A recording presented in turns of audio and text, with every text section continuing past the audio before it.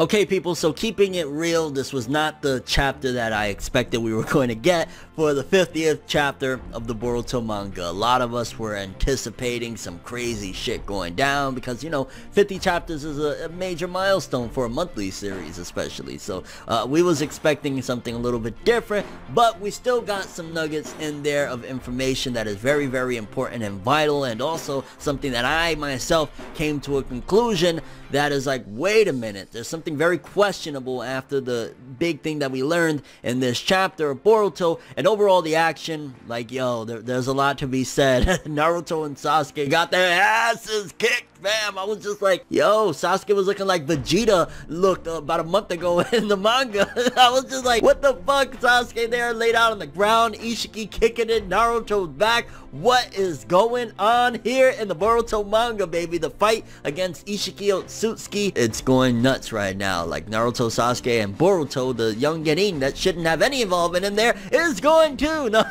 And funny enough, the kid is going to be the most vital part of it all. Like, yay! Yes, people, it's time to talk Boruto manga with chapter 50, the fight against Ishiki Vs.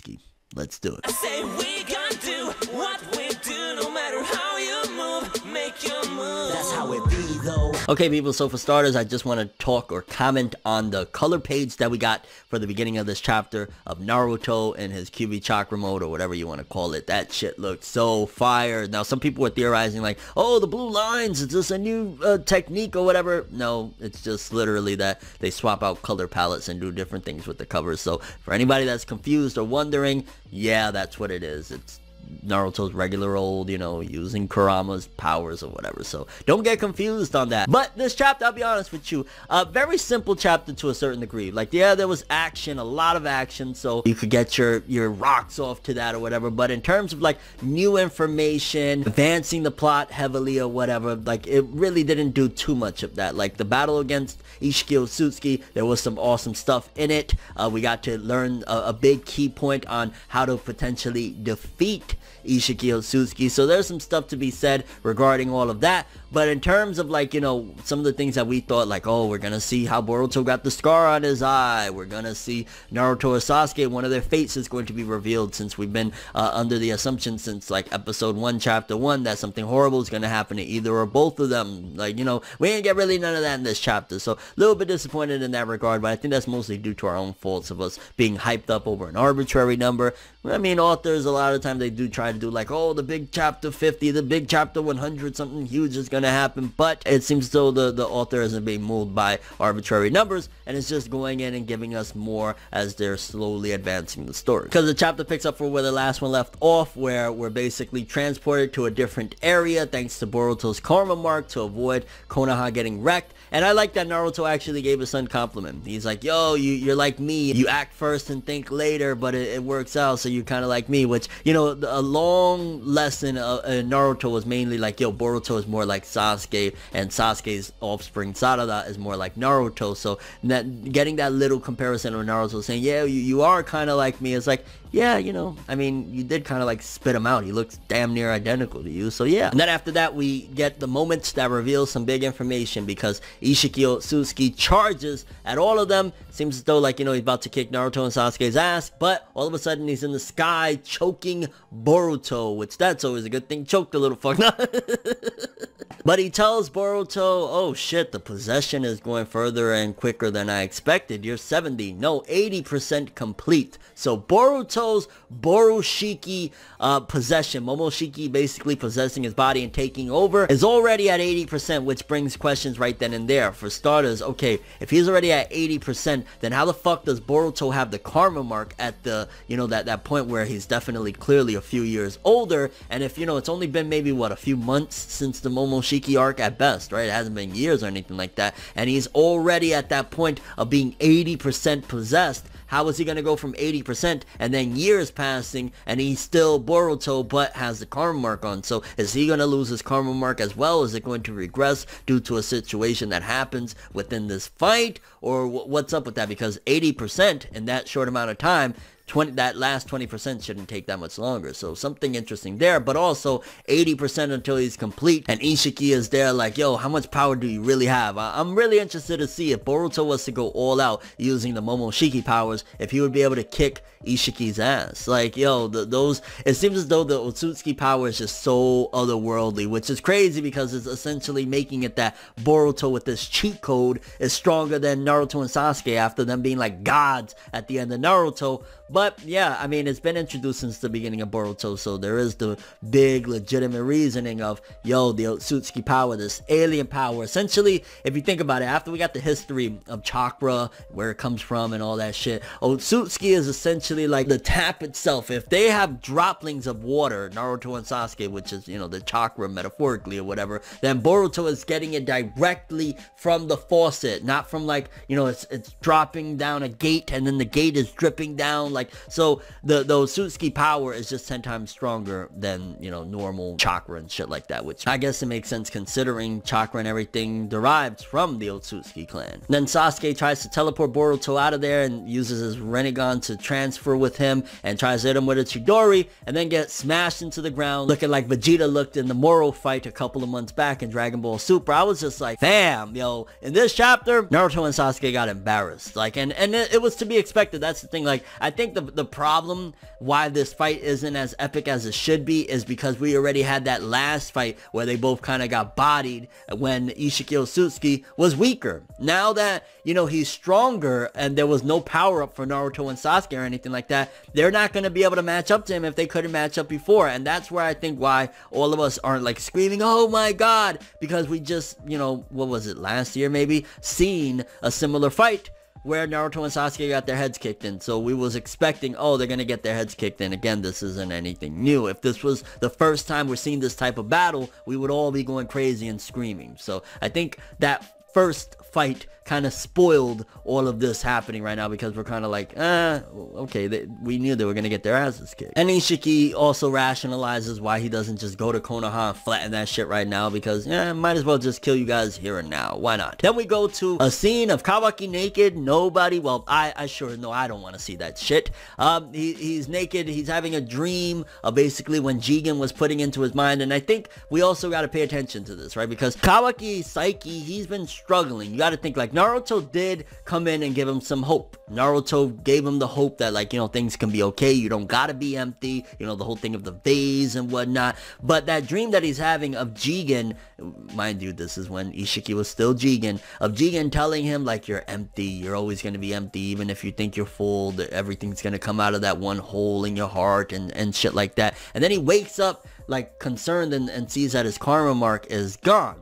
I think that that's going to be kind of telling of where Kawaki's heart could lie after all is said and done. Does he feel empty without the karma mark? Does he have kind of like Stockholm syndrome in a way regarding Jigen and the karma mark and that whole scenario? Like, I think that dream, whatever it was trying to tell us, is foreshadowing of what's going to happen with Kawaki. The fact that the author is like isolating Kawaki from the situation right now, of course the main goal is for Ishiki to get Kawaki. That's what he's trying to do or whatever, but I think them isolating him is because he's going to play a pivotal factor towards the end of all this. Whether again it's like Sasuke when he went to Orochimaru, he's just gonna go off with Ishiki, whether he's doing it to feel fulfilled. Maybe Naruto gets killed at the end of this battle and Kawaki's like, well, that was my hope, that was my dream, I'm just gonna go with him now, fuck all of this shit. So we gotta wait and see. But I think that dream, putting that in there was not random. That's showcasing, yeah, okay, the karma mark is gone, but it's the possible conflicting ideologies in Kawaki's head. Because even Shikamaru telling him like, yo, you're free now, he's like, I'm not free. Like, Ishiki still wants to brand me again like I'm a goddamn cow. Like, no, I'm not free. What are you talking about? Like, you funny there. And Shikamaru's like, but you know, the Hokage is gonna handle it. No, the Hokage is getting handled. He ain't handling shit right now. Then we come back to the battle and Ishiki is kicking Naruto's back in. Literally, he is whipping their asses. I'm just like, yeah, this is what I expected. I just wish that we would have like some type of, not random power up, but some way way to combat this dude so that it wasn't just this complete humiliation of Naruto and Sasuke. Like, why are we even, I don't know, I feel like there was a misstep with the author of making this battle, and again, it could all be to build up so that Boruto could have the big moments of, you know, possibly kicking this dude's ass or whatever, because like, why are we going into this battle without any preparations, considering, again, like I've said throughout this video, Naruto and Sasuke took the L at a weaker version of this dude. This dude is 10 times stronger. They should have got 10 times stronger, or there should have been something coming into this other than,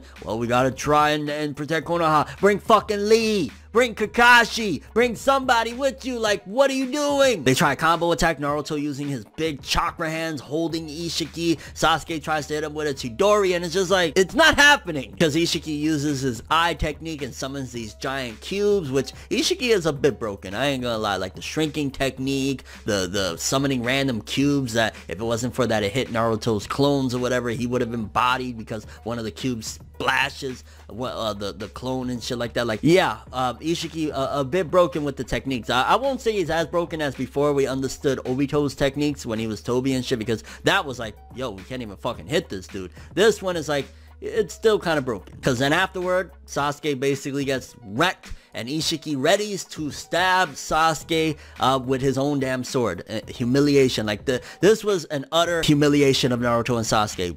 Bar none. Bar fucking none. Then we cut to Amado in the midst of that, and Amado saying Boruto has probably realized his worth in this battle against Ishiki Otsutsuki, because yeah, he needs to be worth something in this fight. If not, why the hell is he here? Like, I guess Boruto is the difference between Naruto and Sasuke when they fought against Ishiki. You know, it was just them two. Now Boruto's in the midst or whatever, but being realistic, I know he has the karma mark and shit like that, but it should have been one of the elder, you know, Jonins with experience and shit like that. I'm just saying. But as Ishiki is getting ready to stab Sasuke to death with his own freaking sword, Boruto jumps on him, and we see that for a second Ishiki hesitates and he like reroutes so that he can only stab Sasuke, and Boruto's like, oh, why do you hesitate, big guy? I like the cockiness of Boruto sometimes. Like in this chapter, it kind of came across as like, yeah, talk your shit, Boruto, go ahead. And he's like, I thought so, you can't kill me. So we got two big revelations. I'd say the first big revelation we got in this one is Boruto being 80% complete to the Boroshiki transformation. So that was one of the big things. The second thing is it being confirmed, which it was said very early on, and I kind of misremembered, or I forgot essentially, in the anime when Tonetti got frozen up, and it was said that he can't kill another Otsutsuki, and it's been confirmed, reaffirmed, whatever you want to call it, that an Otsutsuki can't kill another Otsutsuki, because remember, Boruto is possessed by Momoshiki, so essentially, yeah, he can't kill him, which that's the big change, I guess you could say, between the Naruto and Sasuke fight from last time with Ishiki to this time, is that Boruto has a very, very powerful key point in this, that he can't be killed. And the chapter ends with Amado saying Boruto may hold the key to winning this battle against Ishiki. Now, I want to add something.